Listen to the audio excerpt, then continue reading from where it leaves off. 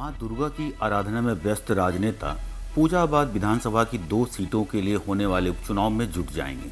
कुशेश्वर स्थान और तारापुर सीट को जदयू अपनी सीट बचाने में पूरी ताकत झोंक दी है। वहीं विपक्ष के लिए सीट जीतना चुनौती बन गई है। उपचुनाव में जहां एनडीए एकजुट है, वहीं महागठबंधन में फूट हो गई है। हालांकि इस बार लोजपा का पारस गुट एनडीए के पक्ष में काम कर रहा है, लेकिन राजद को कांग्रेस ने मुश्किल में डाल दिया है। दोनों जगहों से दोनों पार्टी के कैंडिडेट चुनावी मैदान में हैं। इन सब के बीच चिराग पासवान की चुनौती भी कम नहीं है।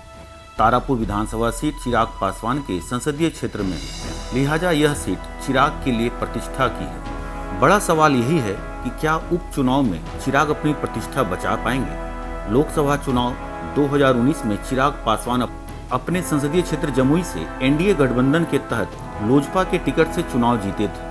वे जमुई लोकसभा क्षेत्र के तारापुर समेत सभी 6 विधानसभा सीटों पर बड़े मार्जिन से आगे थे, लेकिन 2020 आते आते उनके अपने संसदीय क्षेत्र में ही मिट्टी पलीद हो गई। 2020 विधानसभा चुनाव में चिराग पासवान अपने दम पर चुनाव लड़े। तारापुर विधानसभा क्षेत्र से लोजपा के टिकट से मीना देवी चुनावी मैदान में उतरी और तीसरे नंबर पर रही। लोजपा को 11,264 मत मिले, यानी कुल मत का 6.4%। चिराग पासवान अपने क्षेत्र के सीट पर तीसरे नंबर पर है। जदयू कैंडिडेट मेवालाल चौधरी 7,225 मतों से राजद कैंडिडेट ज्योति प्रकाश को हराकर चुनाव जीते थे। इस बार के उपचुनाव में चिराग पासवान ने कैंडिडेट बदल दिया है।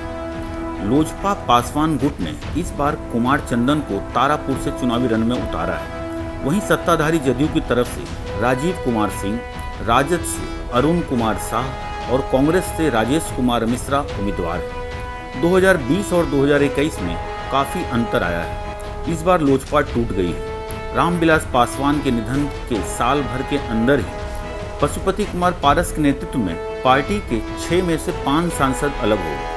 अब चिराग पूरी तरह अकेले पड़ गए हैं। ऐसे में चिराग के लिए मुश्किलें और भी बढ़ गई हैं।